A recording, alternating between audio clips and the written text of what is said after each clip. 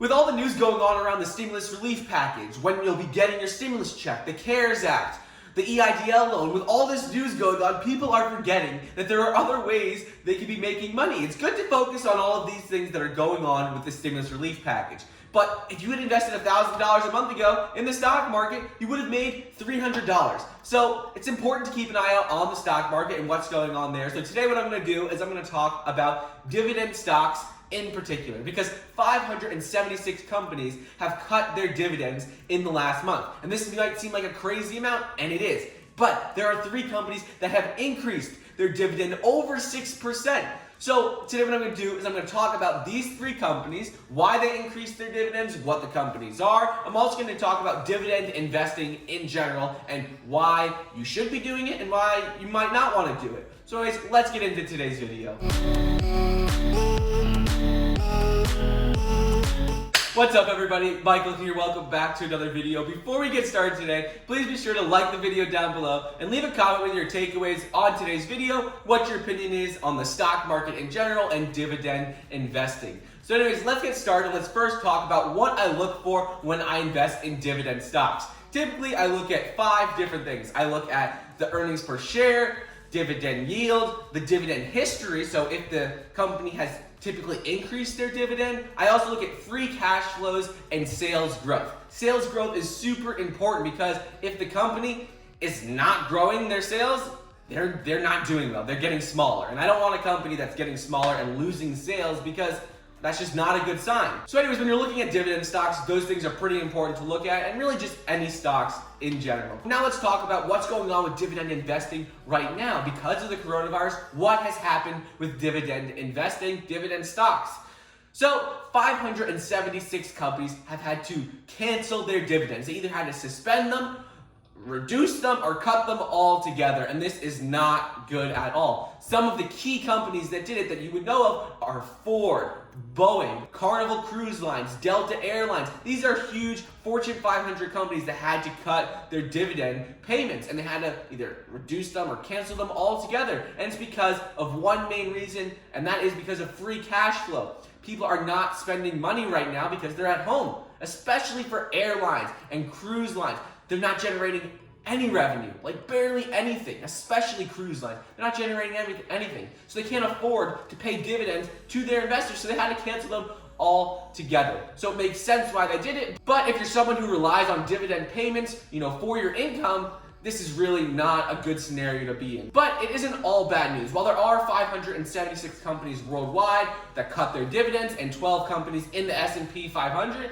that, canceled them, there are 3 companies in particular that we're going to go over today that actually increased their dividends 6% or more. The first company we're going to go over is Johnson & Johnson. And Johnson & Johnson sells baby products. They also own the brand Neutrogena, which is, skincare. They own those brands. And Johnson & Johnson increased its dividend from 95 cents to $1.01 per share, which is also huge because no companies are increasing their dividends. If they're keeping them the same right now, that's a good thing. So see an increase of over 6%, that's huge. That's unheard of right now. Well, why did they increase their dividend? Well, obviously they're doing well, generating revenue because people are still always gonna have to buy baby products, skincare products. People need to buy that stuff. They're essential household, self-care items.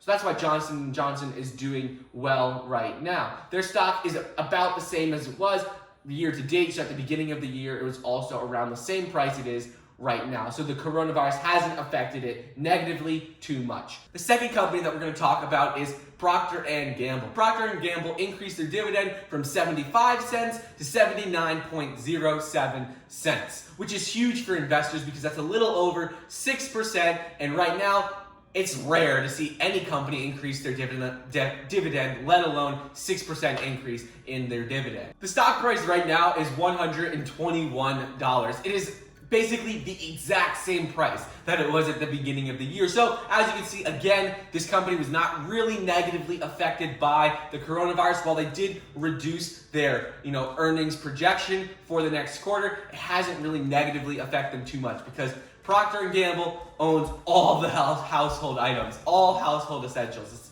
So if you get Bounty, if you need toilet paper, diapers, paper towels, laundry detergent, most of the brands that you'll buy are probably theirs. People are buying those even more now, especially toilet paper, which is why they were able to increase their dividend as well. And the final company we're going to talk about is Costco. Costco recently increased their dividend as well from 65 cents to 70 cents. Another reason because of this is because they're a company that's doing, not so negatively affected by the coronavirus. People still need to buy groceries, and right now Costco, they sell in bulk. They sell their own private labels at the stores, and they sell huge quantities. So that's what people are looking for right now because they don't want to leave their house with social distancing. So if you go to Costco and get like 50 rolls of toilet paper versus 24, well, you'll go to Costco and get bulk quantities. So that's why they are also doing well right now and why they were able to increase their dividend payment. So what does this mean as an investor? Well, if you're a dividend investor and you rely on dividend income to, pay your bills and live your life, or if that's the whole reason you invest in the first place, you have to be aware that right now a lot of companies have cut their dividends, and your dividend income is going to negatively be affected by everything going on. But it's important to remember that the same thing happened in 2008 and 2009. Dozens of companies, dozens of banks had to cut their dividend payments.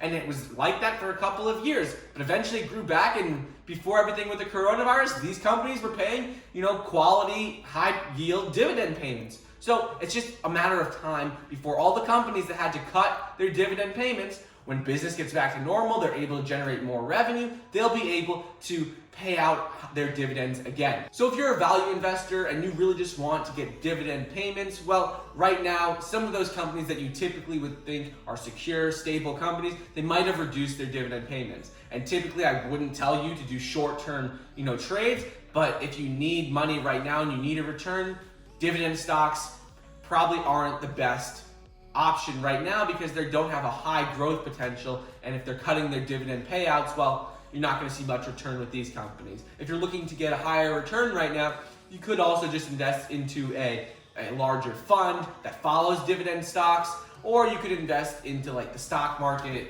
S&P 500 in general if you want to stay safe, because that is up nearly 30% in the last month. So that's basically it with dividend stocks, is that they have been cutting their dividend payouts recently because of everything going on, but over time they will go back up when the economy recovers and businesses start to generate more revenue again.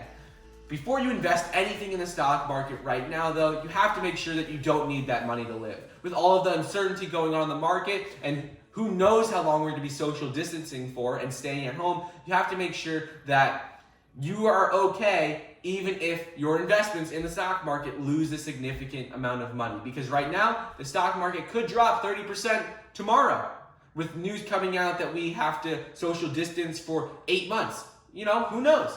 So you just have to make sure that whenever you invest in the stock market, you are okay with losing. So anyways, that's all I got for you guys today. Please be sure to like the video down below. Leave a comment with your takeaways from today's video and what you think on the stock market in general. Thank you so much for watching. Please subscribe, and I'll see you guys next time.